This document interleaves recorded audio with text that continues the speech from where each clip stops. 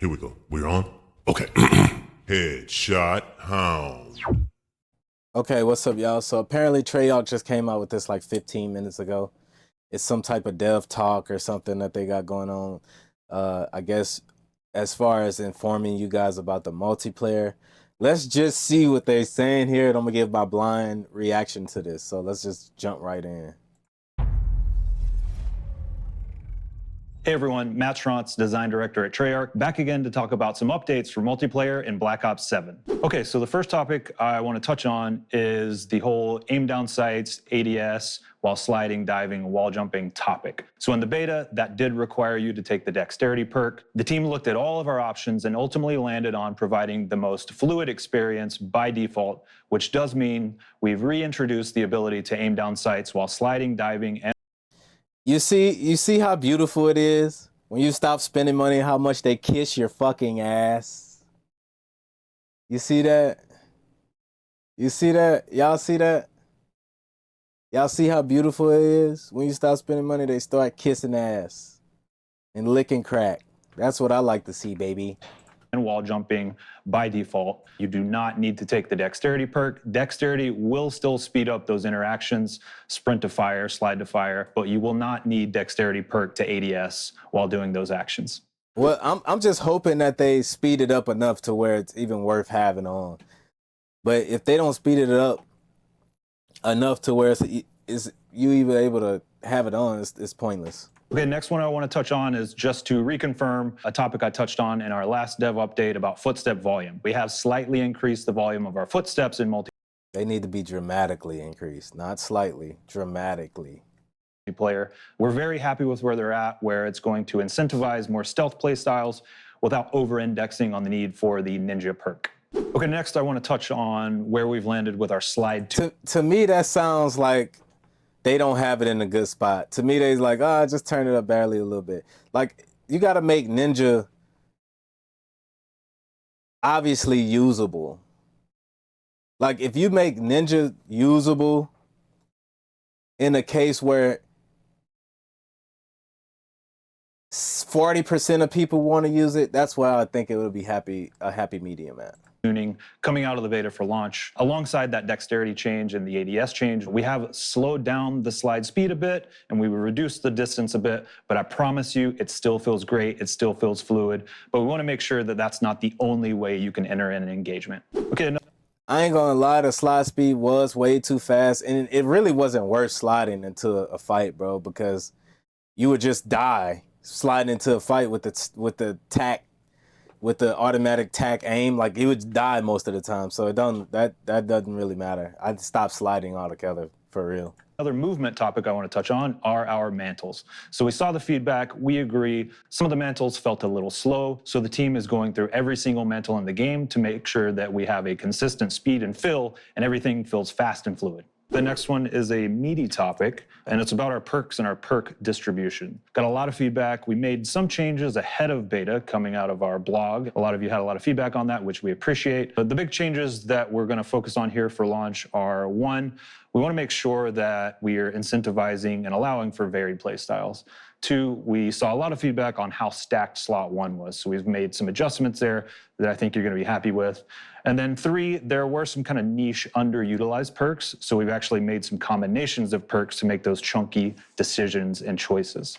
Okay, let's get into the details. What perks? I'm curious if he's gonna say. First change, we've actually moved Tech Mask to slot 2 from slot 1. That's going to allow for classes like Flak Jacket, Tech Mask, and Guardian for a very strong support tanky class. We've moved Tac Sprinter to slot 1 from slot 3, Looper to slot 3 from slot 2, and that's going to let you loop your score streaks. Cold-Blooded is going to slot 3 from slot 1, and that's going to allow for full stealth classes like Ghost, Ninja, and Cold-Blooded, with a wild card, of course. Scavenger is going back to slot 2 from slot 1. And then we'll start getting into the combinations of those underutilized perks that I touched on. So first up, Shadow, which allows you to move by traps without setting them off, has been added to Engineer. So that's going to be a fun perk where you can actually see enemy equipment through the world and then also approach it and not set even those give traps a shit off. about it. That's actually pretty good. It might actually be overpowered if you're a flank type of player. That's actually very good. This is quality. That's make you want to use this now. That's just my personal opinion. I think it's good. This is really good. Data, which allows you to see the location of your previous killer, has been added to Assassin. So if you really want to target a single player on the enemy team, this is going to be your perk. So one for our melee players, we've actually added Bruiser. I don't know who would use that, but okay. Which gives you increased health regen and score for melee kills to close shave. So if you want to go all in on that melee playstyle, this is going to be the perk for you. Hunter's Instinct, which gives you intel on a nearby enemy after a kill, has been added to Tracker. So that's all about tracking your enemy locations. And then one that I'm super excited about, we've actually added Quartermaster, which recharges your equipment to Gearhead, and that has moved to slot 1. And if wait, what? Recharges your gear? Recharge your equipment and gear? Okay. You're all about the gadgets, or if you're all about the field upgrades and the equipment, this is going to be the perk for you. So with all let me think. Field upgrades were in a good spot. I would say if somebody could get them a lot faster, that would be great.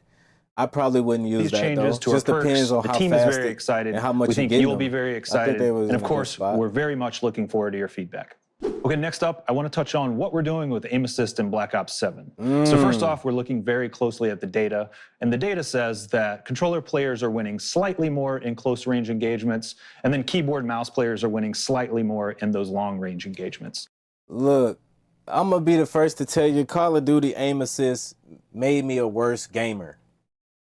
It just made me a worse gamer, bro. Like when I go play Battlefield, which has basically slim to no aim assist, or something like X Defiant, which I don't even think had any aim assist at all, barely. I played worse.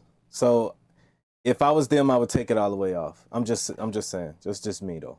So what we're going to do here is to try to close that gap, take a very close look at the strength of aim assist across all of those ranges. It's way too strong. A lot of you guys think y'all know how to aim, and y'all really don't know how to aim, bro. That Call of Duty aim assist be helping you out. Y'all really don't have good aim. Let's be real. Y'all went over there to X Defiant, got absolutely mauled, couldn't hit a thing, and then said it was a bad game because you had no aim. Like, aim assist on this game is way too strong. Glad they're making an adjustment. And additionally, we are looking at rotational aim assist and the requirement for your right aim stick to be moving in the direction of your target. We'll have more concrete details to share soon. That's my time for today. Of course, we have more details coming on maps, they say no more locking weapons, and progression as we head into launch. Let me know what y'all think about that in the comment section below, man. I'm curious to see how y'all feel about these changes. I think that they got the green light to do whatever we're telling them to do. Don't compromise quality and because it appears to be that way, right? So basically, right now we need to take as much feedback, put it into their hands. I still won't be purchasing in the game just due to the fact that I'm not sure if they're gonna keep SBMM off or not, but we'll see. I'm having too much fun in Battlefield, bro. I couldn't even badly play the Arc Raiders beta because I was just having too much fun in Battlefield, bro. Now, I don't know about y'all, but just let me know in the comment section below. I'll see y'all in the next one. Peace.